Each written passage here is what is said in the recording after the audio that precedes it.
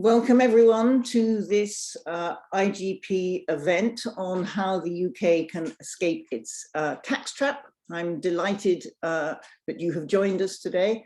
I'm Professor Henrietta Moore. I'm founder and director of the Institute for Global Prosperity at University College London. Before we get going, I'd just like to say that we are recording the event and we will share on the IGP channels afterwards. So if anyone has any objections, please let us know. We're looking forward to your questions from the audience. And so please could you submit them via the Zoom and QA function. And we will look forward to picking those up as we get through towards the end of the event. So it's a pleasure to have you all here, as I've said. How can the UK escape its tax trap? We need some bold new thinking to meet the combined challenges of the climate and cost of living crisis. And we need to reform our tax and welfare systems. And today I'm very pleased to be joined by two distinguished panelists to address these issues. So Georgia Gould is the leader of Camden Council and has been at the forefront of envisaging a new role for local government as an active creator of the conditions for a redefined prosperity for the UK. The IGP is engaged with Camden in both the development of citizen science-led prosperity indices and on piloting universal basic services for transport and for data. Our second panelist, Anne Pettifor, is an economist, a public thinker who's pioneered the integration of the Green New Deal into public policy. And through her work at Prime Economics and as author of The Case for Green New Deal, Anne has not only championed action on the climate emergency, but has also been a strong advocate for universal basic services through her work at the Social Guarantee. So welcome, Georgia and Anne. Thank you for joining us today. I'm really looking forward to hearing your comments on this question of escaping the UK's tax trap. For those of you who are attending your first IGP event today, the Institute for Global Prosperity is a world-leading transdisciplinary research institution with a central mission to rebuild and redefine prosperity fit for the 21st century. And our current thinking is focused on how to repurpose our economy to deliver quality of life, secure livelihoods, and economic and social well-being for people and the planet. We run a number of knowledge networks where we bring together business, government, third sector actors, and academics to work on solving the challenges of the 21st century. And the Social Prosperity Network at the IGP has been active since 2016 and has been responsible for pioneering work on redesigning the welfare state for the 21st century. Our original work on universal basic services in 2017 has happily inspired many others to consider the role of public services more deeply and led to new initiatives such as the Social Guarantee, new universal social care proposals from the New Economics Foundation, and has been incorporated into various Green New Deal proposals and indeed various political manifestos around the world.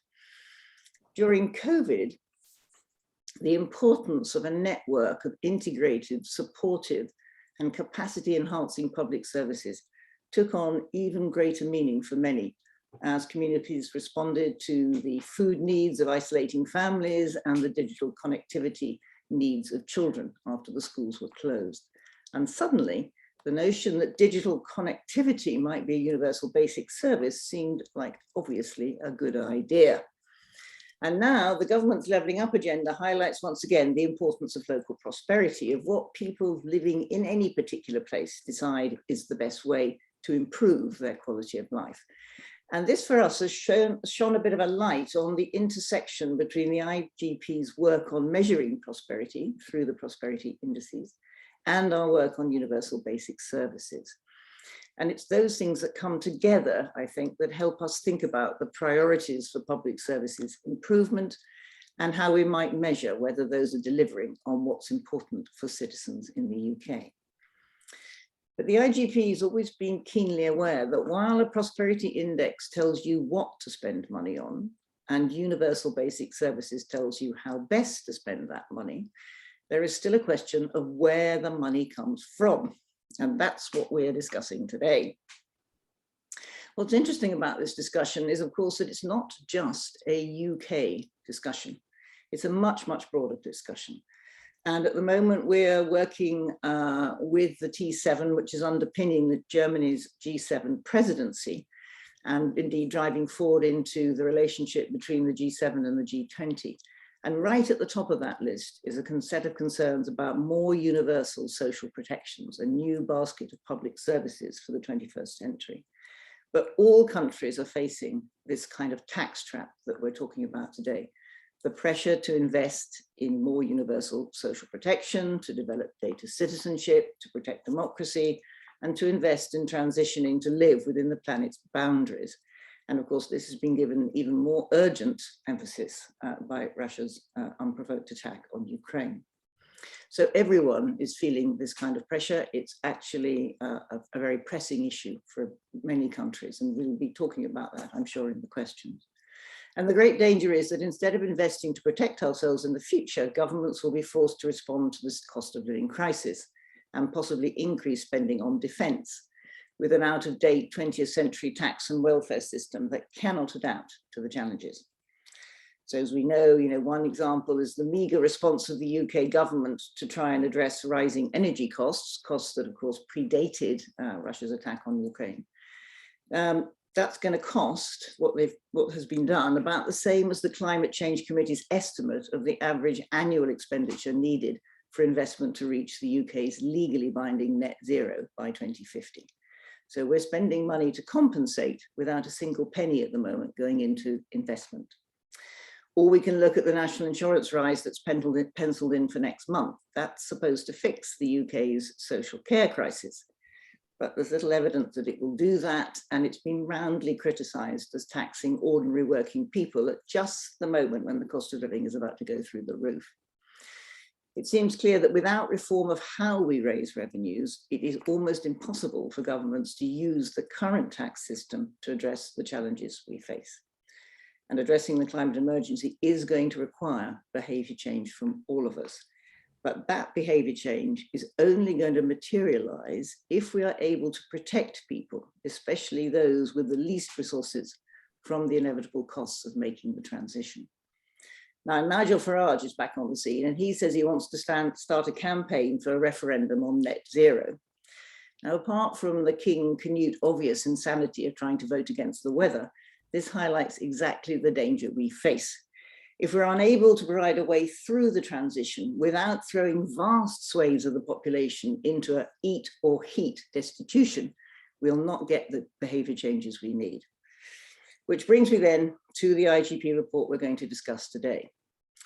So building on the Universal Basic Prosperity paper we published at the same time, the IGP's National Contributions report is a detailed proposal for how the UK could reform its tax system to fund the kind of levelling up programme that would support the climate transition, protect people by reducing their cost of living, and provide them with enhanced public services to support them through the transitions that they will face.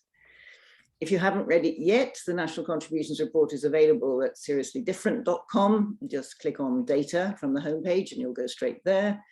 The report includes detailed distributional analysis of its proposals, for which we are very grateful indeed to Howard Reed at Landman Economics for his work as part of this report.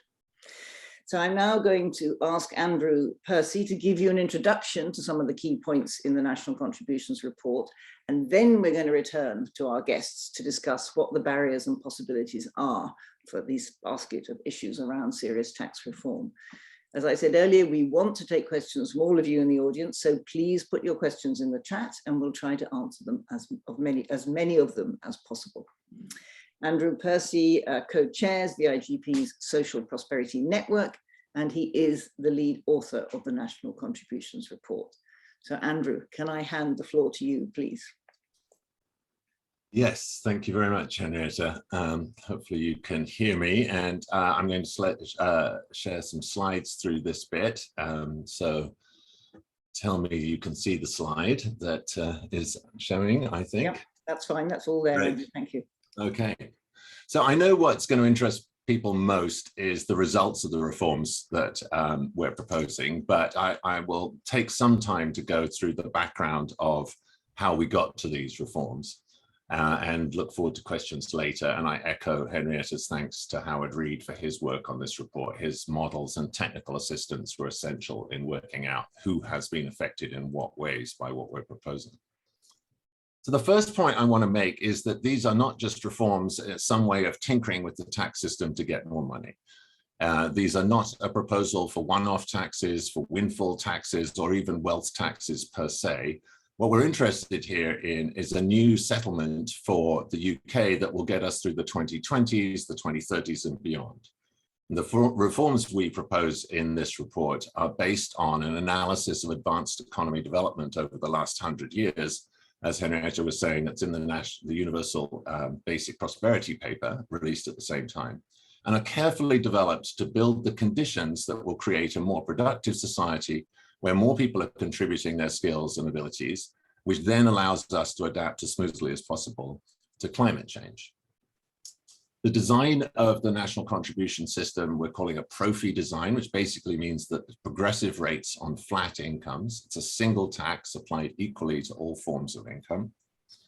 And this achieves the first major reform objective, which is simplification of the tax system. The second major objective of the tax system is to strengthen the basic social contract. And it does that by assigning all tax revenues paid by individuals exclusively to public services and social protection. So key features of national contributions, one is a flat income. So we treat all income the same. It doesn't matter whether you get it from wages or capital gains, inheritance, dividends, earned or unearned. In this report, in this presentation and in the report, we call them active and passive incomes. But they're all treated exactly the same. They're treated as incomes, the person who receives the money at the time they receive the money. That means that we also have one tax for national contribution, what we call national contributions. There's no separate income tax, national insurance contributions, inheritance, etc., because there's just one income, so there's just one tax.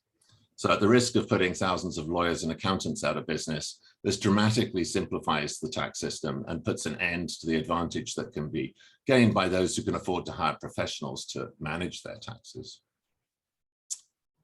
The second part is the progressive rates. So the rates in national contributions are anchored to the average wage. So one thing that I'll point out up front that's different about our charts is that we show the whole tax-paying population here. In many presentations from think tanks, you'll see it separated into deciles.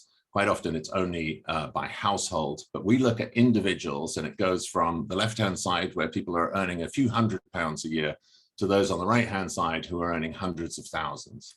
And in each case, there's 1/100th of the population in each one of those sections. And right in the middle is the person who is earning more than half the people, but less than the other half. That individual in the UK earns about 20,000 a year. And national contributions anchors the base rate of tax to that level of income. And by doing that, it means that everyone is basically connected to how well everyone else is doing. If the general population starts earning more money, but someone doesn't move up at the same level, then their taxes will automatically and mechanically become subject to a lower rate. And conversely, if someone shoots ahead, then they become subject to higher rates. Another facet to national contributions is that instead of having a personal tax allowance, those with very low incomes pay their taxes voluntarily. And I quite often get a smile when we get to that point, but I point out that actually, paying your taxes, however small amount that may be, counts towards their state pension. So in the voluntary system, we have this today, which is if you don't earn enough in a year, you can pay a voluntary contribution, and that makes it a year that counts towards your pension. The same process would apply under voluntary national contributions. We think it's empowering for everybody to have a chance to contribute what they can afford to the protections that everyone is entitled to. So no contribution is too small to be accepted, even if it is too small to be chased. And making contributions below a threshold voluntary, instead of excluding those people, is part of building a strong society where everyone is truly in it together. Instead of the government setting arbitrary levels at which different tax rates apply by connecting national contributions to the median income and having a progressive rate structure, we get a much smoother system than the current system with its sort of levels and jumps. The political job is to set a base rate, to set a top rate, and to set the level at which national contributions are voluntary. Now, strengthening the connection between contributions and protection is a key objective of these reforms. And there's more detail on this in the report, but our proposal is that all money raised from taxes paid by citizens is dedicated to spending on public services and social protection. That's actually, using the 2020 budget from HMT, not that difficult to do. And we think it would be a really powerful part of these reforms for government to make that kind of commitment. And it would effectively be a political commitment. Now, in the face of the current challenges in the tax system, we're already seeing with the current health and social care levy, as it's called, that's supposed to come in a couple of weeks' time, a sort of segmentation and a salami slicing of income revenues dedicated to particular taxes. I think it's particularly dangerous in this case because the social care levy is not actually going to fix the social care problem, and yet the sort of indication is that it would. And we think much more powerful to make a completely broad commitment across all of the revenues to say, basically, if taxes are paid by citizens, then they will go to spending on protections for those citizens. We think that builds strong reciprocity into the social contract and helps to sort of create the cohesion that's going to be vital for collective behavior change in the coming decades. So that's about the design of it. The second part in national contributions is that we imagine a three-phased introduction of these reforms, because in order to get everybody on board with the behavior changes that are necessary, we're going to need to increase the protections for most people. And that basically means a combination of reducing people's cost of living and reducing the uncertainty in their lives. But before we can raise the money to increase protections, we need to simplify the system and make the connection between contribution and protection much clearer to everybody. So I think the great danger today is that reciprocal connection is weak and costs are increasing and societies are starting to face really hard choices, already facing calls for cuts in investment for the future to pay for compensation in the immediate, as Henrietta was pointing out. So escaping the tax trap means starting with modernizing the system. And so in this first phase, we establish the fairness of the new system, without raising any additional money. So this is a revenue neutral transition in the first point, where you move from the current tax system to national contributions. And we call this modernize. And the purpose is to move to a fairer and simpler tax system.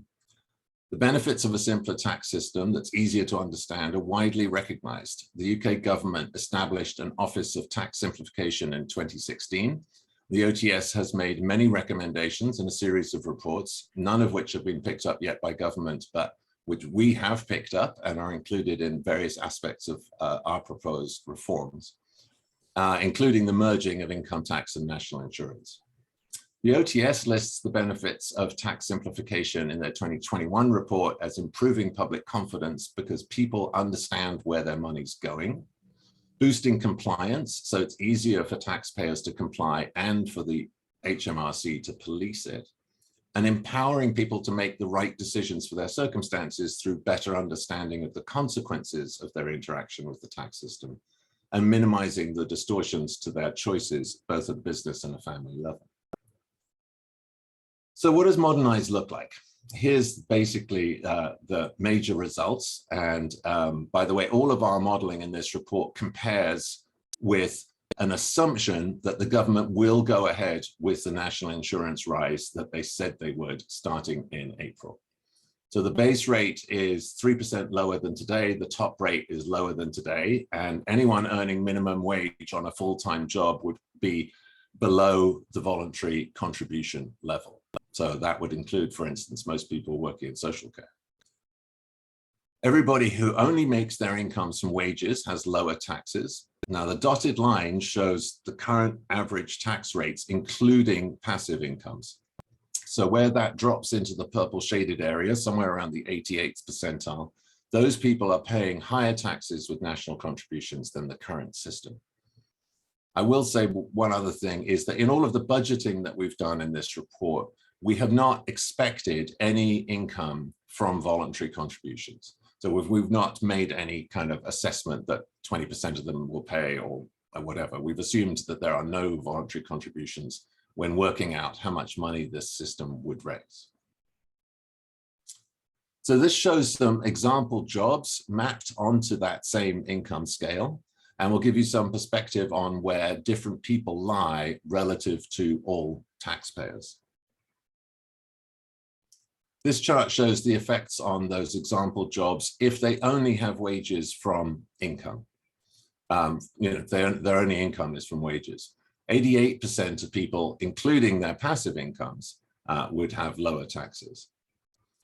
So once the tax system has been simplified and the connection between contributions and protections made clearer, it's time to start increasing the protections available to everyone. And we move into what we call the build stage. You could think of it actually as properly funded leveling up. So in this model, we've raised an extra 33 billion in new revenues. Now, in our case, we've come up then with a way of spending those. And as you might expect from the Social Prosperity Network at the IGP, we've spent that on universal basic services. We have budgeted free bus services across the country, another 1.5 million socially rented homes, free internet, a community food program. Now, in reality, the money would be best spent differently in different parts of the country according to the priorities of local people, hopefully measured with a prosperity index. But the point we're demonstrating here is that using the tax system to raise additional revenues, but spending that money to reduce living costs. So this is what that looks like across the distribution. The base rate is still 2% lower than today. The tax rate is higher than it is the highest rate today. But one key difference is the voluntary national contributions level is now down below today's personal allowance. So in this stage, people working half-time on minimum wage would be only subject to voluntary contributions. Now, the solid line represents the effect on disposable incomes. Dotted line shows you how much people are making relative to contributions they're making relative to 2022 taxes. And the blue shaded area is a sort of average reduction in the cost of living for people in that area. And this chart is showing as a percentage of incomes. So this demonstrates the effect of using increased revenues to drive down the cost of living for those on lower incomes while increasing revenues overall. Here again is those typical jobs overlaid onto that. 98% of people who only make their incomes from wages are better off, accounting for reductions in their cost of living by the new public services. This chart actually shows people with both passive and active incomes. And in that case, 86% of people are better off, meaning they have higher disposable incomes. So we would feel at this point, having created the foundation for a more secure, more cohesive and better protected society, time to move on to the third stage, which we call transform. This looks at specifically what it would take to raise an additional 0.5% of GDP to invest in net zero. That's 11 billion in revenues and approximates to what the Climate Change Committee's balanced pathway reckoned the average annual investment was going to be required over and above moving away from subsidizing the wrong things like fossil fuels. So bear in mind that this is on top of the 33 billion we put in the build stage for public services, and it includes the extra 10 billion from the 2022 levy. So in fact, this is a tax system that is raising more than 50 billion more than the current system today. So the results look like this. The base rate is still 1% lower than today. The top rate is 4% higher than the highest rate today, but crucially still below 50%. Everyone half-time minimum wage job would still only be paying voluntary contributions. 98% of people who only make their money from wages are still better off. 82% of everybody, including average passive incomes, are still better off. But you can start to see that the solid line is getting pretty close to the zero line here. And so that's just an indicator that pushing the tax system much beyond this point it can't help but involve sacrifices by people more than just the top 10 or 20% of taxpayers. So just a quick view of what that looks like over all three phases. This chart shows the change in disposable income for these example jobs. Now, most people think of themselves as only having wages. And if that's true, then, and they're in these jobs, then this is what the effect on their income of each of the stages would be. However, the Wealth and Assets Survey, which we used to inform our research in this, shows that actually many people do in fact receive at least some passive unearned income from inheritances or capital gains at some point. So using that data, this chart shows the overall effects on people assuming that they receive average passive incomes as well as what they earn in wages. And so I've got two more slides that I hope are useful. The first one is, where does the money come from? National contributions is not magic. If we're raising more money, it has to come from somewhere. So where is that? And what this shows is that the extra 44 billion basically comes from taxing passive incomes at the same rates as active incomes. At the end of these three phases, modernize, build, and transform, the revenues from taxing wages are back up to exactly where they are today. What's different is that by taxing passive incomes at the same rates as wages, that's what generates the extra 44 billion. And then we've done a lot of work in this report on the effects of moving to national contributions for different people in different places on the income scale. You would have had some preview of that in the previous charts. But we've included an example of what national contributions might mean for someone earning about 34,000. So that's about the same as typically as a qualified nurse. And this is a table summarizing what that would look like for a mythical Joshua in that role. So as you can see, Joshua would first see a reduction in the taxes he pays when the system is switched to national contributions. And then his cost of living would be reduced by accessing some of the public services. So in this case, we've not got him using any of the socially rented accommodation, but he is accessing the free internet access. He is using some of the free buses and occasionally pops into his local community food on the way home from work. So his cost of living is reduced by those services, but his taxes still go up by more than his cost of living is reduced in the build phase. But what's important to recognize here is that he's still better off than he would be under the current tax system.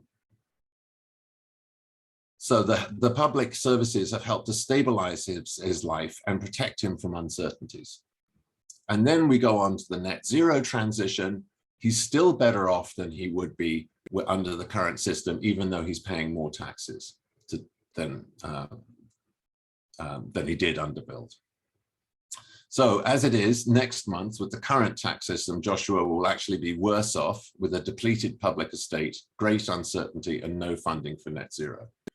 And we would hope that what we've demonstrated here is that national contributions finds a way out of that and provides an alternative, but it indicates that it is possible to perform significant reform of the tax system in a way that will still protect people as we move forward through the challenges of the coming decades.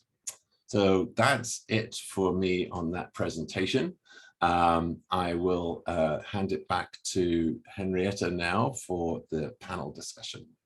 Wonderful, Andrew. Thank you very much. So there's a lot of detail in the National Contributions Report, but what's important is that by reforming tax, we can pay for much needed and enhanced public services, and we can also commit to meeting the challenge of net zero. I want you to, of course, encourage you to read the report yourself, but for the moment, please post your questions into the chat, and let's turn now to our guests to get their reactions. And I hope that Anne and Georgia, that you will interact with me and with each other, and we'll try to get as much excitement as we can into tax, which is not usually the most exciting thing for many people, but we're going to do our best today.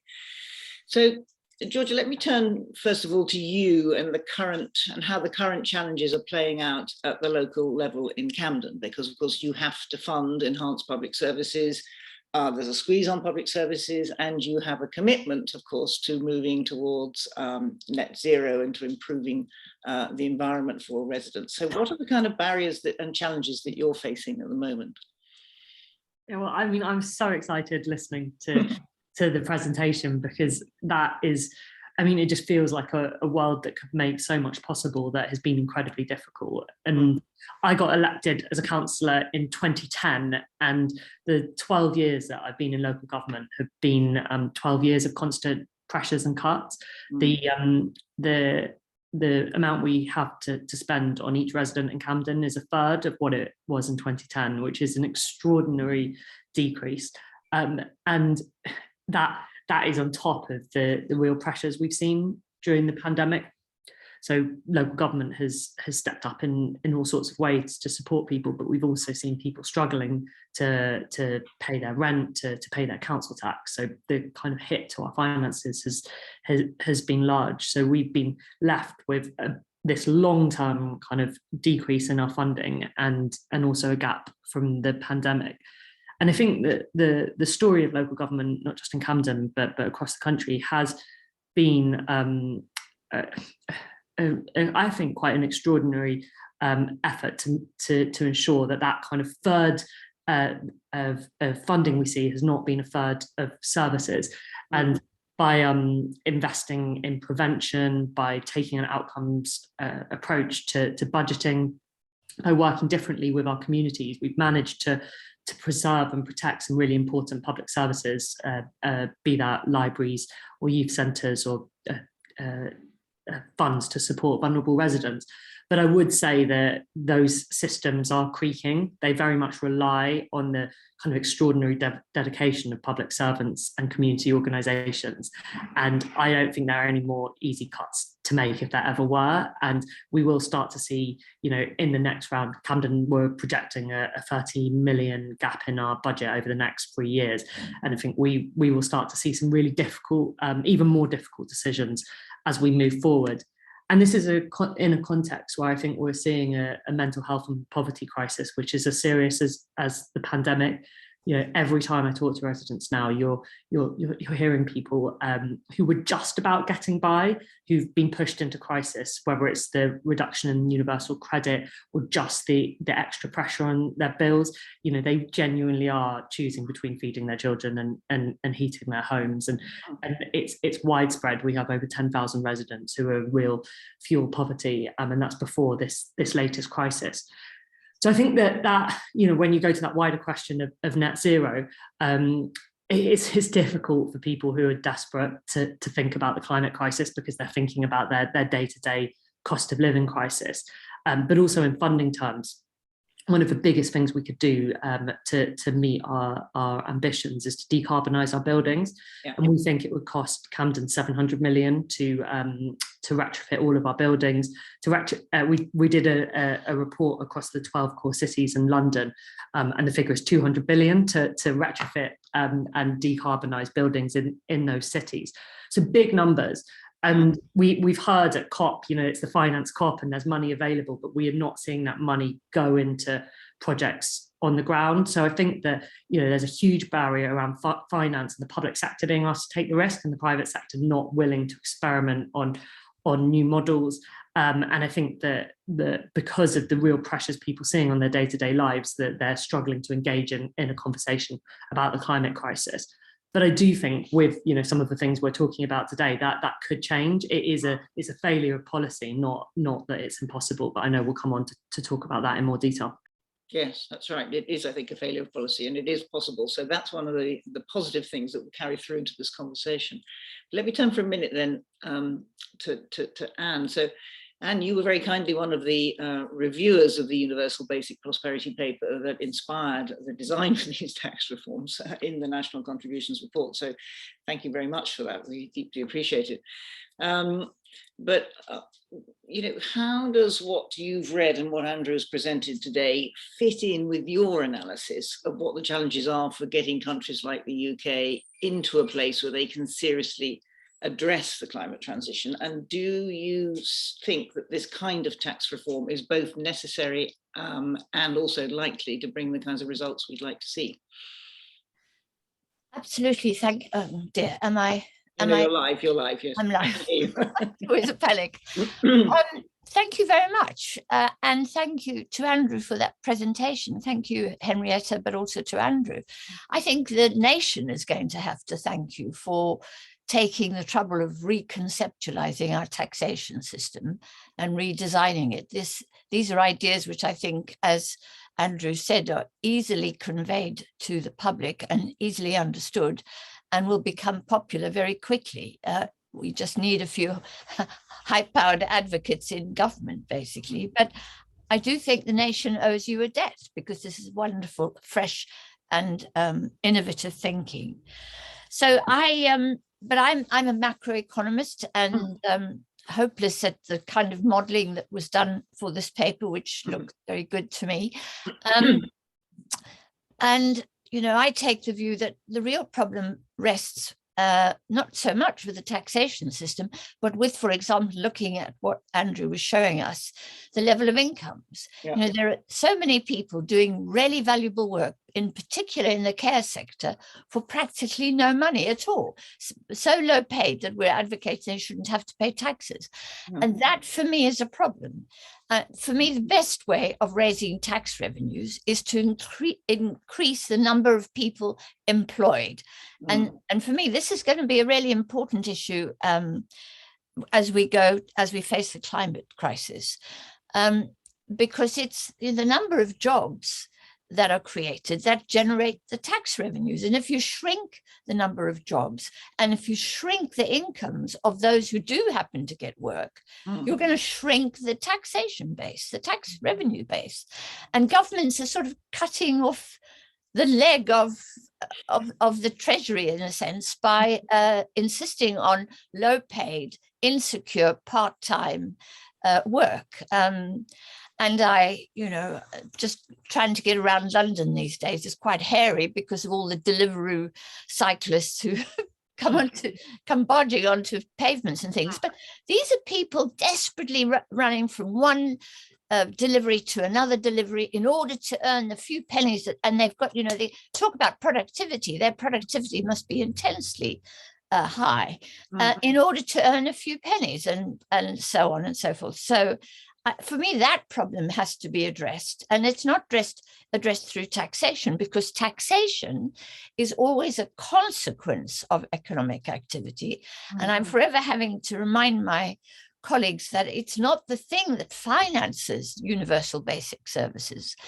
It's the thing that's generated to help finance the treasury, which is invested in the first instance in universal basic services, if you see what I mean. And if we think about it in our own personal terms, you know, we don't pay taxes before we get a job. We get a job, we work for a month or a week, and we get paid at the end of the week. And it's those taxes and those tax revenues that go back to the treasury, that go back to Her Majesty's inland revenue, and that helps to balance the books, balance the budget. And until we think about it in those terms, and I have to say the Institute for Fiscal Studies drives me wild, because the Institute for Fiscal Studies is always on the radio explaining that there is just that much in the tax revenue pot, and we can do only that much economic activity, and we have to cut council services. Instead of talking about, you know, nobody pays for council, so governments don't pay for council services from the revenues that they collect as a consequence of economic activity, both employment but also business investment and business success. So, you know, my view goes beyond that, but I have to say, having said all that, I'm really excited by this proposal, which does simplify. And what I'm most excited about is that the notion of passive income is in here. I mean, I don't think it's comprehensive. I don't think that, for example, Mr. Abramovich could be captured by this, or Mr. Amazon or Mr. Google, because they've shifted their profits into tax havens, and thanks to capital mobility, we're unable to tax their profits. And that, so for us to actually capture all of passive incomes, we'd have to think about capital mobility and the fact that so much money escapes the oversight of Her Majesty's Treasury. So I'll stop at that point. But thank you very, very much for a wonderful paper. Well, that's wonderful to hear that. Yes, I mean, great need for regulatory reform of all kinds. But as you say, the whole question of decent work at the core of much of what we need to think about. So, Georgie, coming back then to your perspective from Camden. So Camden has been involved in some very innovative work, piloting some universal basic services, in other words, enhancing the basket of public services to support people through these very difficult times that they're facing. And how do you see that? Do you think they can be used, because this is the first phase of Andrew's proposal, to reduce the cost of living in meaningful ways for your residents? Is that going to hold true, do you think? Yeah, absolutely. I think we came to universal basic services partly because of the pioneering work of the IGP, but also to Anne's point around employment. So many of our residents were both cut out from employment because of long-term sickness or struggles in the labour market, or were trapped in low pay. And so before the pandemic, it was close to 70% of households in London who were in poverty were in working households. And so the kind of reality is that there are kind of millions of people who are working incredibly hard, but facing extreme poverty. So we, as a council, thought that, given all the constraints we faced, we could make a meaningful difference to combating poverty by supporting people into genuinely good work. So when we kind of started that journey, we found that the national system was really failing people. Often their experience was one of sanctions, of not being kind of taken as a human being with dreams and aspirations, specific needs and specific strengths. And the barrier into work for each individual is a different one. So for somebody, it might be childcare was the real issue. For others, it's digital access. It might be of training, English as a second language. And so we decided to trial a universal basic services approach around a couple of those key barriers. And we started very small scale. It's a test and learn approach. Our first pilot was with 10 individuals and providing them with a free Oyster card for a month, 10 individuals who were looking for work. And what was fascinating about that was the huge difference just that small intervention made. People would say things like, I really put the extra effort to get to my training course. I don't think that would have been able to happen if I didn't have my Oyster card. I traveled without having to worry about it eating into my depleted bank account. What is actually a really small intervention made a massive difference. We went, because this was during the pandemic, we went on from that to do a slightly larger scale pilot with 100 people around digital access, because people were traveling less, but suddenly you needed digital skills, Wi-Fi, a device to get benefit support, to get any support into work. And we were finding just extreme needs. We have one primary school that is a couple of minutes away from Google in Camden, and 70% of the children there we found didn't have access to a device to learn, which also meant their parents didn't have access to a device to learn or to access work. So the pilot was providing each of those adults with a device with digital training skills and ensuring that they could pay for Wi-Fi. And again, we've seen, we're still kind of going through the official evaluation, but I think that the early findings are, it's life-changing, because they're suddenly able to access courses they couldn't before. They're not having to kind of spend lots of time going down to the library, getting into a system. They are able to maximize their benefits. So again, a small intervention making a big difference. And then kind of one final example is a pilot called Housing First, which we were the first council to try in the UK. And that was to support people who were long-term homeless and who, there was a struggle of support. And the idea was that before you tried all of the other interventions, when maybe it's substance misuse or mental health interventions, you provided people with a secure housing. And amazingly, again, that enabled them to, for the first time, move out of homelessness and to get that, to get that moment of stability in their lives to rebuild and to deal with all of the other challenges that they face and get into work. And again, that's been amazingly successful. So, I would love for us to trial something much more larger scale to support this, because I think what these different examples show is if we do provide people with those different services, and it's different for different individuals, you can, even with quite small interventions, you can really change people's lives.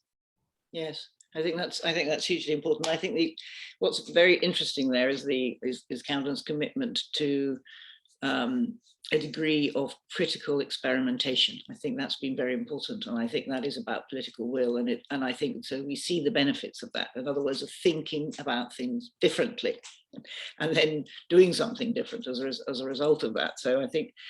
Let me turn. Thank you, Georgia. Let me turn again to Anne. So Anne, I think you do already have views about universal basic services and their value and so on. And perhaps as part of the next set of sort of chains of associations or thinking in Andrew's report, could you tell us a little bit about why you think that this expanded public services are crucial and how they relate to the sort of thinking that you've been doing about the Green New Deal and net zero?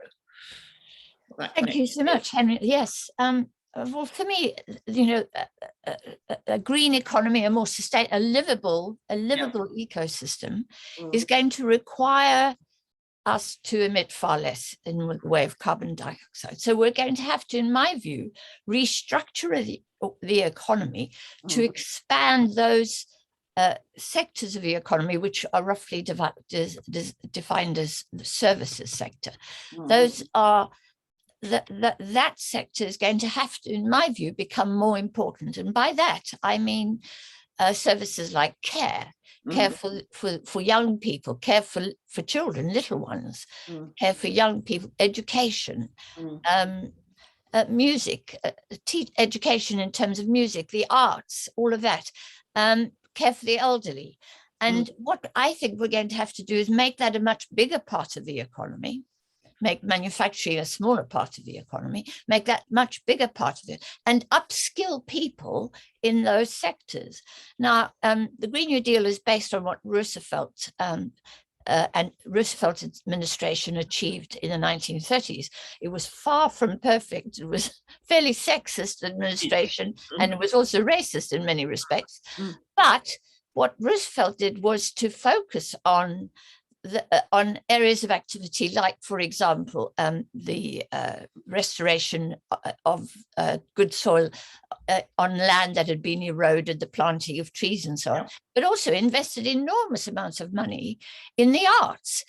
John Steinbeck wrote his book, The Greats of Wrath, thanks to a grant from the Arts Foundation set up by the Roosevelt administration. I think we're going to have to do much more of that kind of work. And those are basic services, that's care, that's education, that's upskilling. Those are all the kinds of work that we will be able to do within a limited carbon budget. And I think, we've got a limited carbon budget. We have to therefore restructure the economy to ensure that those services make up a bigger share of that economy and that budget.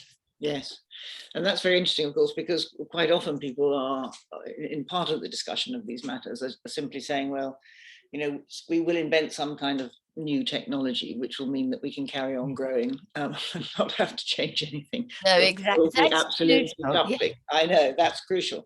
And that debate, I think, gets very heated. I was recently in a context where that debate was very heated. And I think that it's important that we begin to have this sort of these conversations in a very public way. And I think that's what's very helpful about reconnecting contributions to social protection.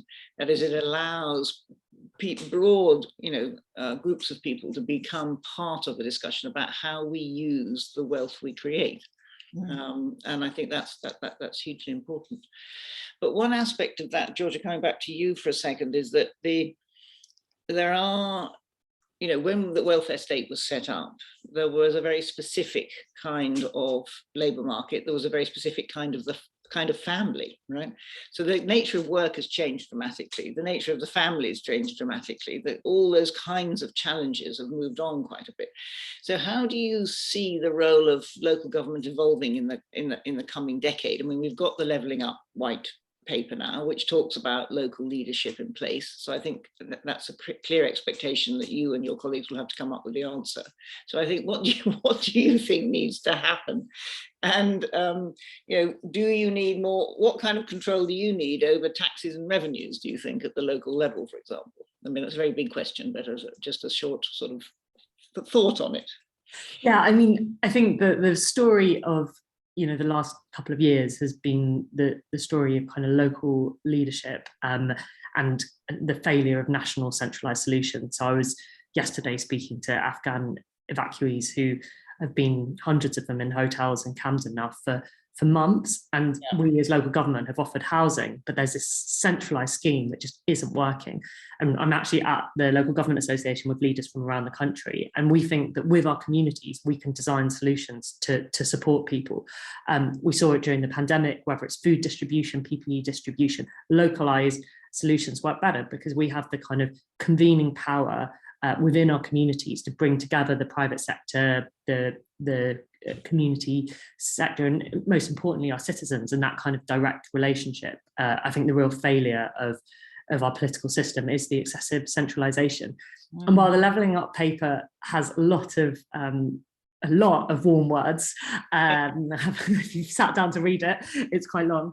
I don't think that we're yet seeing that kind of meaningful change in power. So I think talking about the tax system, the council tax system is really broken. It's a regressive tax, and we are trying to fund adult social care services and children's services, which with hugely increasing demand on the back of kind of regressive local taxation, and these little precepts that government bring in each time are just a sticking plaster. So I think we need to rethink how we fund local services and allow local government to levy more progressive taxation and rethink the whole council tax system. So maybe, Andrew, that could be your next contribution to the national debate for us. I would very much appreciate that. But that we've got ideas about the online sales tax, and how you could have more of that going to local government rather than relying so much on business rates. And I think that there's more we could do about how we tax land, for example. So I think there's lots of different opportunities, but I think that the kind of central bit has to be giving local government a kind of genuine powers to direct services in a way that is relational and people focused, because that is what really works, and that is what really changes lives. Yeah, no, I think that's absolutely right. I just have one question about that. The thing is, in rich boroughs, we need to be careful that we may be able to raise more money in rich boroughs and less in poor boroughs, and will that and then affect services? What do you think about that, Georgia? Yeah, I mean, I think you need a system which has Camden is a borough that generates like almost 2%, I think, of the GDP for the country. If we got to keep all of the money generated in Camden, our residents would have absolutely gold-plated services, and we wouldn't want that to happen. So I think that you have there would need to be a proportion that still kind of went into a national pot to be redistributed. But I think that the issue at the moment is that you don't have very little kind of powers to about how that money is spent, and also how much you can return to your place. So kind of the issue for my borough is that because of the wealth that's created, property prices go up and people become poorer, and they see no benefit from having this kind of wealth around them. So I think you need a system that does both, recognises the kind of impact of wealth being created in place, and allows redistribution within place, but also more broadly. And I think it must be possible to design a system that can do both. Sure. Yes. So that's an interesting point there, Anne, isn't it? So you started your contribution today talking about being a macroeconomist and having to understand how the whole system of the macroeconomy works. And so there are issues here, I think, about how we think about fiscal and monetary policy. Particularly at the moment, there's a lot of discussion around that. And I mentioned earlier some ideas that people have that there's a trade-off between what we need to do to be green and what we need to do to balance the books. But there are also other kinds of issues around seeing, the metric of GDP as the goal of what we do socially. So, I mean, how can macroeconomics can it come into, does it help this report in any way, and the thinking about universal basic services, to shift that sort of nexus of understanding of the relationship between macroeconomic theory and some of the intractable difficulties we find in changing anything? Yeah. So GDP has lots of weaknesses, and as we all know, it doesn't measure well-being, essentially. No. But I have a problem with abolishing it, because the point about GDP is that it's a measure. It's simply measuring and counting up. Now, what we count and what we don't count is what matters, in my view. So we may want to count more, but the idea that we should stop counting, I think, is wrong, because we're going to have a carbon budget as well as a financial budget. And in order to know how to stay within the carbon budget, we've got to count our economic activity and keep it within that range. So, I always compare it to, a motor car and the speedometer on the motor car. I mean, people said, well, let's get rid of the speedometer. The fact is, the speedometer is measuring something. What you have to get rid of is the accelerator or the foot on the accelerator. And at the moment, it's our foot is on the accelerator, which is growth. And that has to come off. But I want to say, for me, it's not a really very big macro problem. The real problem is that Labour's shared, and by Labour I mean the 99%, share of the income of a nation has shrunk. The share of the economic cake has shrunk, and as a result, government deficits have risen. A public deficit, is a consequence of low economic activity and therefore low tax revenues. If you want to balance the budget, you've got to raise incomes and thereby raise tax revenues. And so I think one of our major tasks has to be to raise incomes. Now, people will say, well, how do you do that? In my view, we've got to upskill people. And I think particularly about care for the elderly as someone in that category. And I know from my experience and my friends, it is highly skilled work. And yet we don't treat it as that. It's highly skilled and it's highly valued. It's valued by the individuals and their families and by the communities they live in. And yet that's not reflected in the incomes of people who do that work.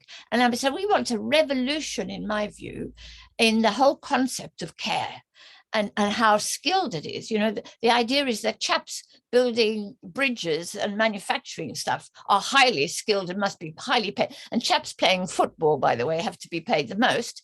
Whereas women doing this really important work of caring for both our children, our sickly and our elderly is just not valued and is not paid enough. So for me, the really major campaign we have to have is to increase incomes in order to then increase, but it's got to be incomes in the kinds of economic activity, the kinds of work which are not carbon emitting, essentially. And that means, that's going to be a whole new bias in the workforce towards, I think, women's work, and in particular towards valuing women's work. Sorry, that's a rant.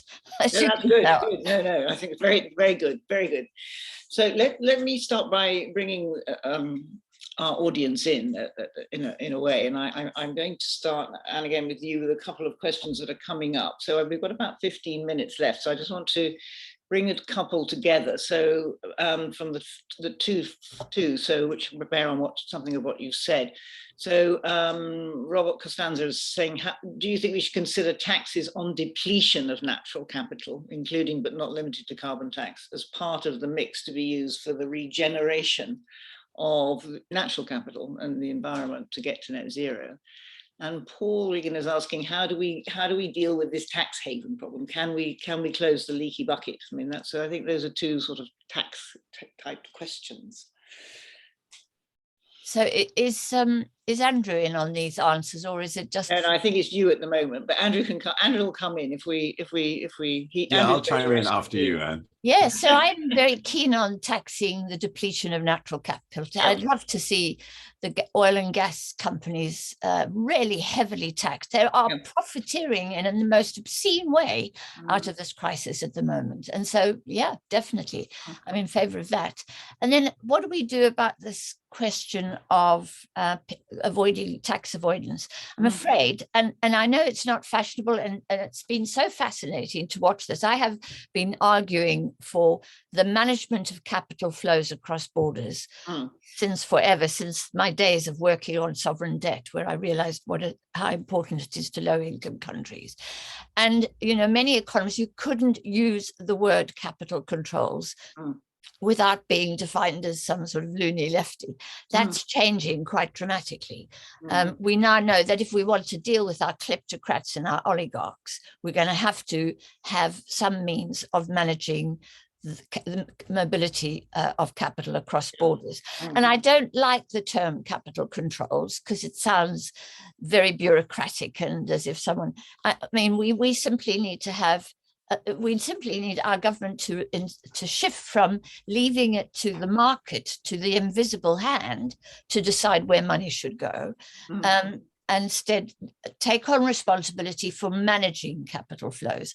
It's terribly important in the case of poor countries, where the minute there's a crisis, it's either Ukraine or a pandemic, money floods out of the country and goes straight to the dollar. The dollar goes up in value, their currencies collapse. They have to import pharmaceuticals or whatever.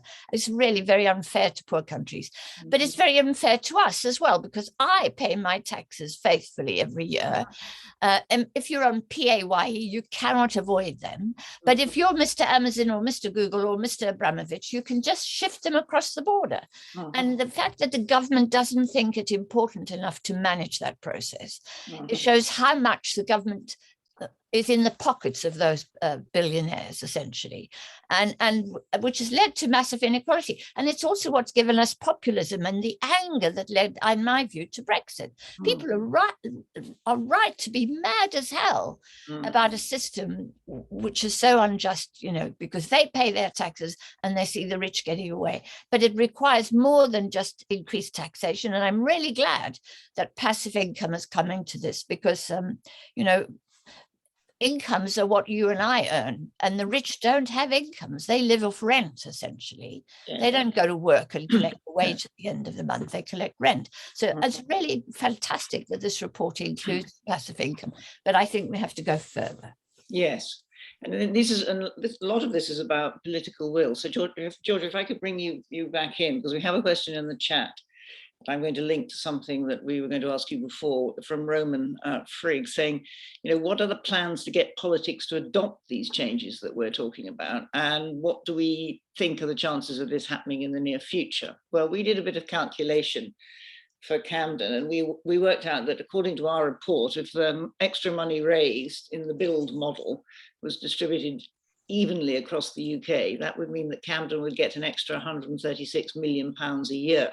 Now, two questions. Is this enough to make a meaningful difference to the lives of Camden residents? And do you think that then Camden residents would be prepared to become engaged in this process of transformation, which we will need them to do, which we talked about before? Yeah. I mean, yes, it's definitely enough to make a difference.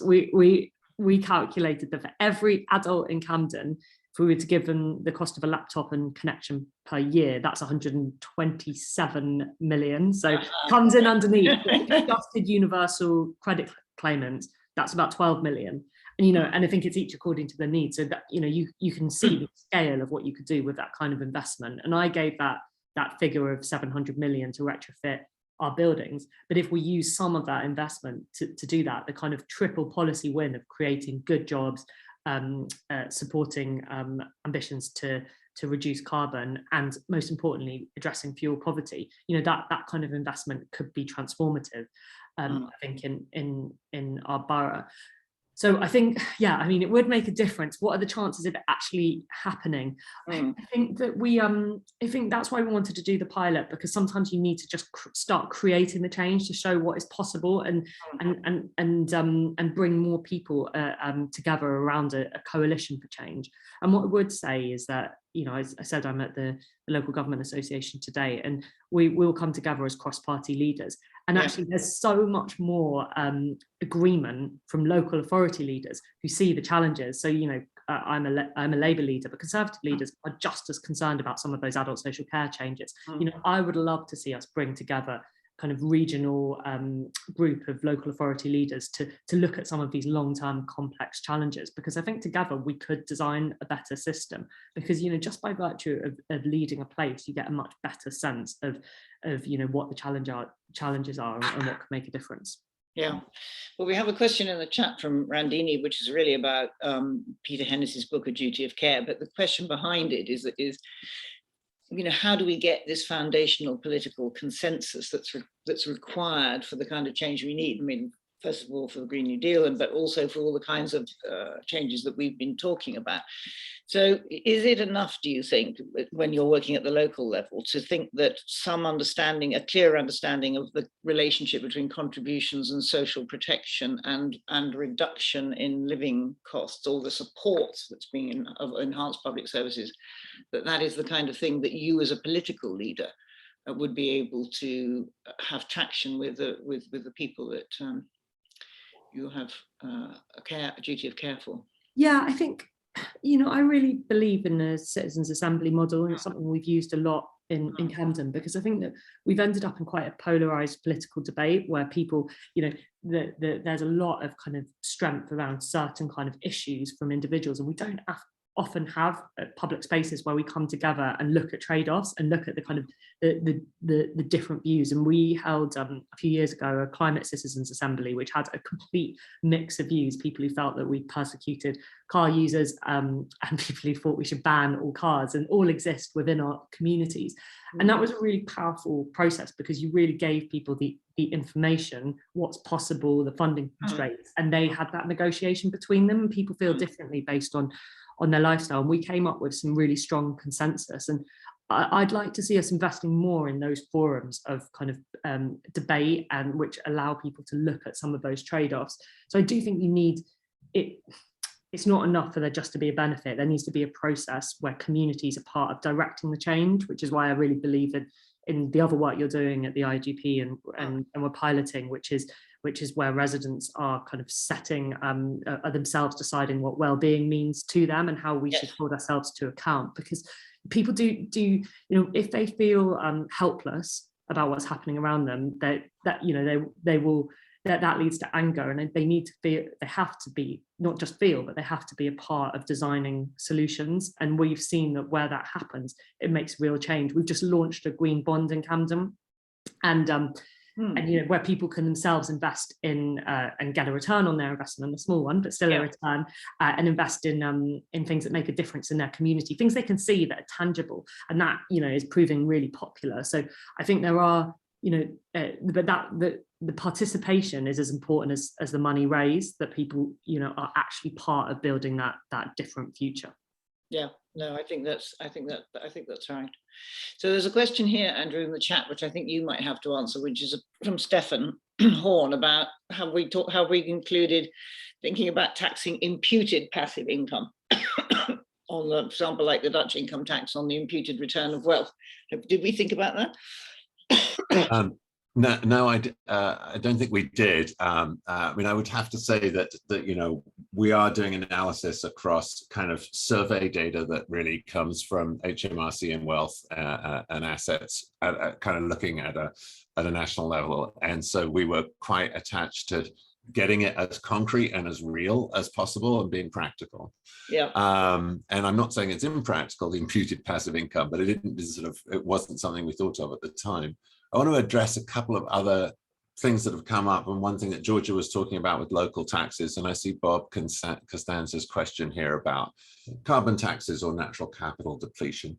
We very specifically stayed away from kind of transgressing into other areas to try and get this tax reform proposal on the table. So it wasn't about grabbing money that really should be spent, I mean, I think carbon taxes, depletion of natural capital, great. That money should go back into investing in ecological problems. And we didn't want to raid local government and say, well, yeah, we could reform the council tax system, but that shouldn't go in. So it was, it was an intention that we stay away from other areas that are still perfectly valid. And I completely agree with if we get the political initiative in this country amongst any in the world, possibly with the exception of America, to do something about tax havens, that would be a huge deal. But anyway, just that's we didn't do the imputed, but we did try and stay out of treading on other people's toes and other opportunities, I should say, to raise other money in other ways. And we've got a question from Angus Armstrong in the chat saying housing and agriculture account for about 2/3 of carbon emissions in the UK, but they're only 7.5% of GDP. So is it really true that going to net zero requires us moving from the idea of GDP growth, by which I think Angus means economic growth in general, but is that, what kind of growth do we need, I think, in the future is perhaps the question. So I don't like the term growth, and I don't like the term degrowth either, because it simply reinforces growth, really. The negation of growth reinforces growth. The term growth was invented in the 1960s by the OECD and by Samuel Britton on the Financial Times. And it was invented at a time when the global economy was being deregulated and making returns effortlessly from financial speculation, essentially, meant that, the returns on finance were astronomical, where the returns on real industrial, agricultural, or other activities were slow and not rising at the same rate as the rates for speculative gains, speculative capital gains. And somehow or other, they tried to breach the two.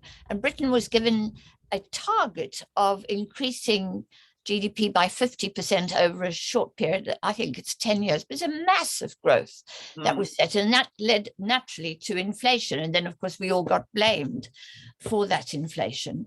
So, I think what we need to get back to in a sustainable, livable economy and ecosystem is full employment.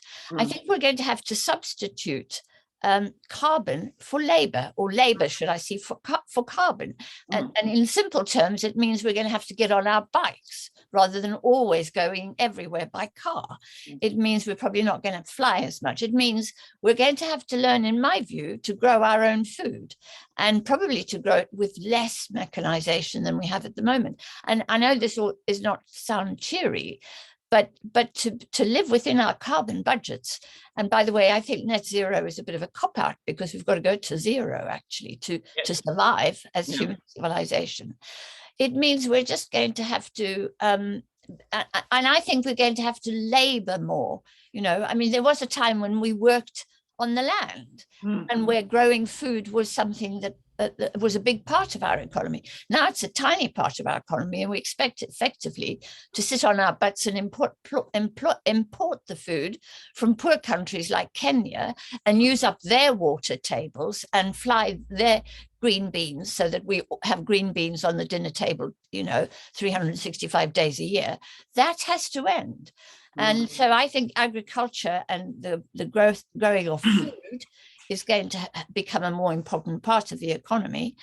And, as to housing and construction, we're going to have to learn to build sustainable housing. And I'm not going there because I don't know enough about it. But, rather than thinking in terms of growth, I think we have to think in terms of full employment, and where labor activity replaces carbon-fueled activity.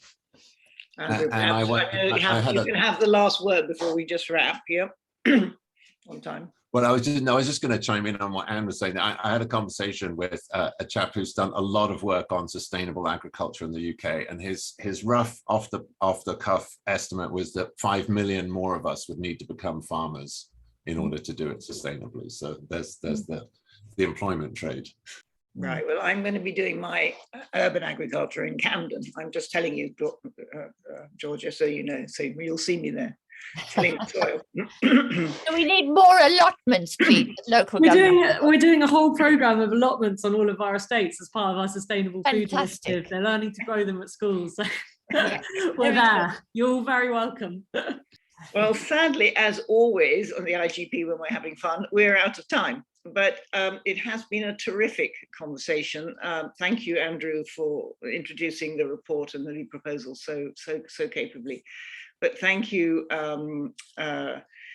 Georgia and Anne, for wonderful insights and conversations. And thank you too for all of the other questions that came from the chat. And I apologize that we didn't get to all of them. Please come to another IGP event. Please follow us on seriousslydifferent.org, and we will see you at the next one. And thank you again very much to everyone. Yeah, thanks to everybody. Thank you. See you soon, I hope. Bye-bye.